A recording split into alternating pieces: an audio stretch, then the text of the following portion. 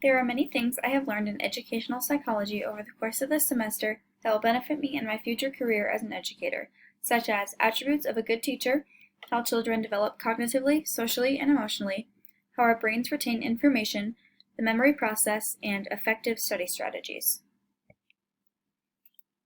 One of the more important things I have learned are the attributes of a good teacher. These attributes are crucial for me to know if I want to be an effective educator someday, which of course is the goal. But wait, what does it actually mean to be a good teacher?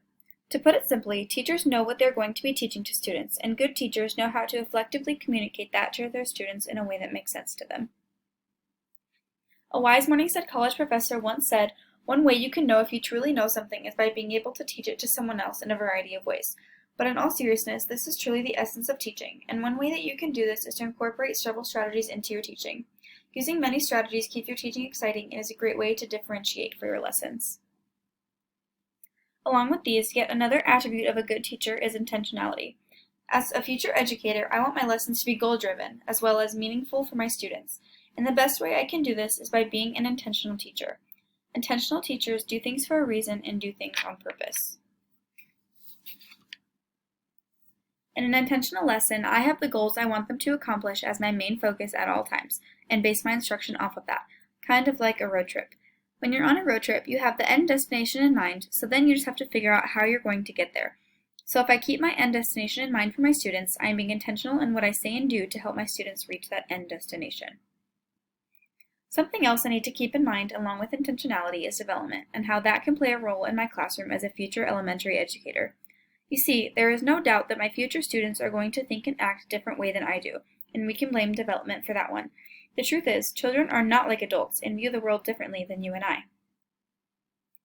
This is important to keep in mind because I, a fully developed human being, am essentially going to be teaching developing brains, and they are likely not going to see things the way I see things. Along with theories of development come theories of learning. When it comes down to it, I am again teaching young brains, and understanding how children learn is crucial for me to know since I'm the one providing the information they will be learning. One theory of learning is the effect modeling has on young children. The Bobo doll experiment conducted by Albert Bandura displays this in a very evident way. Basically, the children behave in a way that they observe others behaving. This can be meant very literally, such as when students mimic me putting my hand behind my back when I write on the board.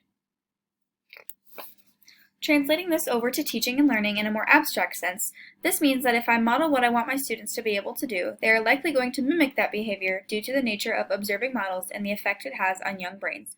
Going back to the whole I am technically teaching human brains thing, our brains have a very specific way of taking in information and making sense of it. The information processing model shows us how our brains do just that.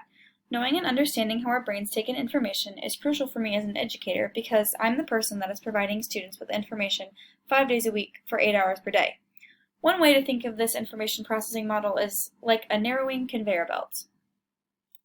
All of the information we take in through all of our senses gets put into the start of this super wide conveyor belt, which can be referred to as our sensory register. As the conveyor belt moves, it continuously gets narrower and narrower, resulting in some of the information we take in to fall off or get forgotten. The only important information stays on if it gets used, and this can be thought of as the working memory. As the conveyor belt moves further along, the information that doesn't get used, again, falls off and is forgotten, while the information deemed important by the brain reaches the end of a very thin conveyor belt and falls into an infinite bin labeled long-term memory, where information is kept and stored in our brains for as long as we need it to. Speaking of memory, how does it really work anyway, and how can it help me as a future educator? Well, memory is the way we remember things in our brain. One component of memory and how students retain information in their brains is the primacy-recency effect. This is the theory that our brains remember the first and last few things we remember about or remember from a certain situation. For example, when you write down a grocery list but then realize you forgot the list at home as soon as you grab the cart, you're likely going to be able to remember the first and second items on the list due to repeated rehearsal, and the last item because it was the last thing you wrote down, while the middle of the list seems to be completely forgotten. You can thank the primacy-recency effect for that one. Translating this into teaching lessons to students, it is important that I keep this in mind when I am teaching to my students, because if I don't give them a break or two in between the lesson, chances are they're probably not going to remember what I was talking about at the 20-minute mark of a 45-minute lesson, and I can attest to this from personal experience as a student myself. Memory is a very powerful thing that I can use to my advantage as a student and a future educator, and one way I can do this is by providing students with helpful strategies to help them study and information, all based around the concept of how our brains memorize things. Spaced study, retrieval practice, interleaving, and transfer are all great ways to do this. One of my favorite examples of retrieval practice that I could see myself using as a future educator is the brain dump activity that we practiced in class several times. At first, it was very challenging because I wasn't truly studying effectively. Once I started studying effectively, it was a great way to show what I knew just from memory without the help of my notes, the textbook, or my peers. Another one of my favorites is spaced study, and the idea of practicing or studying many times over the course of a time period. I'm definitely guilty of cramming the night before, and, you probably guessed it, I truly didn't retain any of the information. The repetition of reviewing information many times while giving your brain a chance to think about and worry about other things helps it to really remember the information. One of my other favorites of all the study strategies is interleaving. Since interleaving involves studying many things or topics during a study session, it helps your brain to continuously retrieve information, which is proven to be better for long-term retention. This is useful for me to know as a student because I am guilty of setting time aside to only study or complete assignments for one class, which I now know is not efficient.